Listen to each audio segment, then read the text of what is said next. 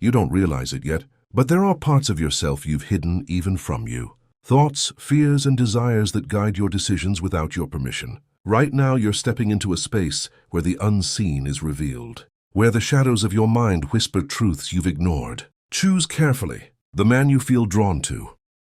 Whether you are a man or a woman, it isn't random. It's calling you to see something you've been avoiding. Warning: this message will change how you see yourself in a relationship. Take your time and choose. Message 1: the controller shadow. I lead, but I struggle to surrender. If you chose this, your darker side in relationships revolves around control disguised as protection. On the surface, you may appear strong, decisive, or dependable. Underneath, there is often a deep fear of chaos, abandonment, or being powerless again. How this shows up behaviorally: you may struggle to let others make decisions, feel anxious when things don't go your way, overfunction emotionally or practically, take responsibility that was never yours, believe love must be managed to be safe. Neuroscience links this to an overactive threat detection system, amygdala dominance. When control once kept you safe, your brain learned to equate certainty with survival. Why this shadow formed? From a Jungian lens, this is a father archetype shadow, strength without softness. Biblically, it mirrors the struggle between trust and self-reliance. Lean not on your own understanding. You learned early that relying on yourself was safer than relying on others. Is this helpful or harmful? Helpful in leadership, stability, and crisis. Harmful in intimacy, because love requires mutual vulnerability, not management. Signs you chose correctly. You feel restless when you're not needed. You struggle with receiving help. You equate love with responsibility. How to integrate the shadow? The work is not to lose control, but to consciously release it. Practice letting others disappoint you safely. Allow small uncertainties. The nervous system learns safety through exposure to trust, not force. When healed, this shadow becomes secure leadership, not dominance. If this resonated with you, please like, share with a friend who this might help, and subscribe to our YouTube to help us continue to put out videos just like this one. Message 2: the avoidant shadow. I want connection, but distance feels safer. This shadow hides behind independence, logic, or emotional coolness. You may value freedom deeply, yet feel misunderstood when relationships ask for depth. How this shows up behaviorally: you may shut down during emotional conversations, intellectualize feelings instead of feeling them, pull away when closeness increases, feel suffocated by emotional needs, leave relationships before they leave you. Neuroscience calls this deactivation of attachment. Systems a learned survival response, where closeness once meant pain or loss. Why this shadow formed? Jung would call this a persona split. The outer self is composed, capable and rational, while the inner self longs for connection but fears exposure. Biblically, this echoes hearts that have grown weary rather than hardened. Is this helpful or harmful? Helpful for independence and clarity. Harmful when it prevents emotional bonding, intimacy, and repair. Signs you chose correctly. You feel overwhelmed by emotional intensity. You prefer space over reassurance. You're attracted to unavailable partners. How to integrate the shadow? Healing comes from naming emotions without escaping them. Stay present one breath longer than comfort allows. Intimacy grows when your nervous system learns that closeness no longer equals danger. When integrated, this becomes secure autonomy, not isolation. If this resonated with you, please like, share with a friend who this might help, and subscribe to our YouTube to help us continue to put out videos just like this one. Message 3: the self-sacrificer shadow. I give love, but I disappear. This shadow is rooted in goodness, but distorted by fear of rejection. You may be deeply caring, intuitive, and loyal, yet struggle with resentment or exhaustion. How this shows up behaviorally? You may overgive without asking for return, avoid conflict to keep peace, feel unseen or unchosen, struggle to state needs, tie your worth to being needed. Neuroscience links this to dopamine reward from approval, where pleasing others became a survival strategy. Why this shadow formed? Jung would call this the wounded caregiver.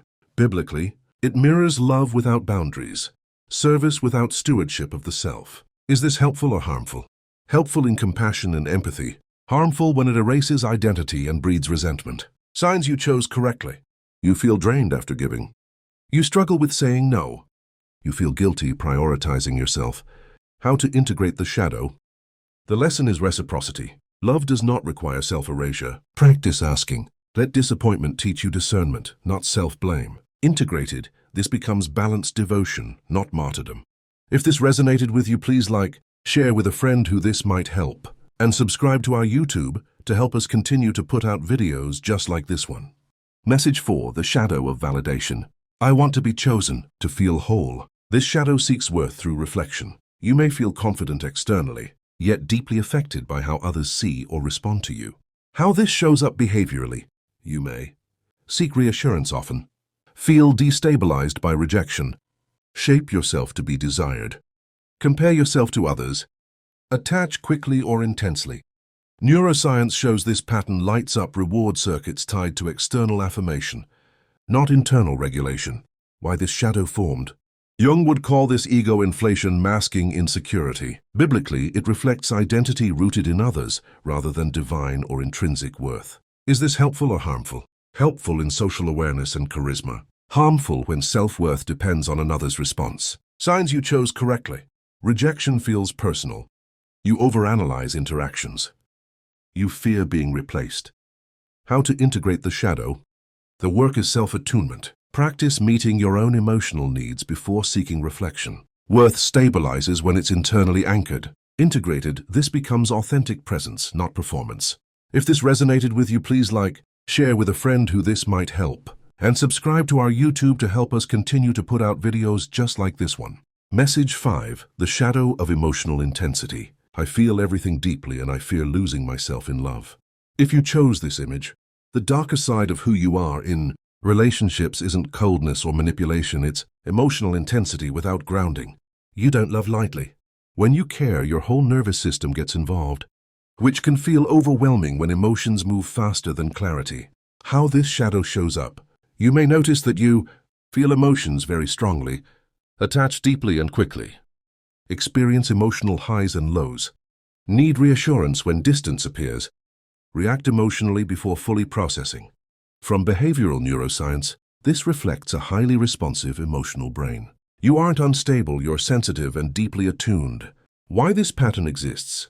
Carl Jung would call this unintegrated feeling energy. Biblically, it reflects a heart that feels deeply but hasn't learned stillness. Guard your heart, for everything you do flows from it. Often this forms when love once felt inconsistent or unsafe, teaching your nervous system to hold on tighter. Gift or hindrance? Both. Unconscious, this intensity can create emotional overwhelm. Blur boundaries. Turn connection into anxiety.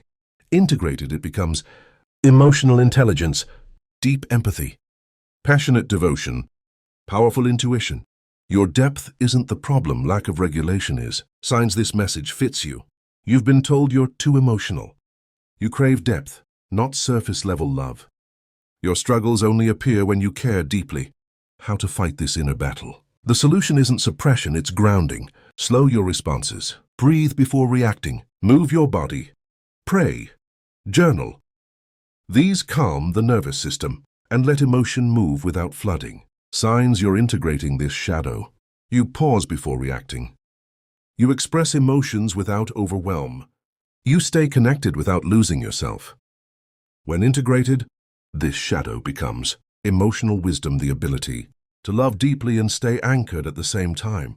If this resonated with you, please like, share with a friend who this might help, and subscribe to our YouTube to help us continue to put out videos just like this one.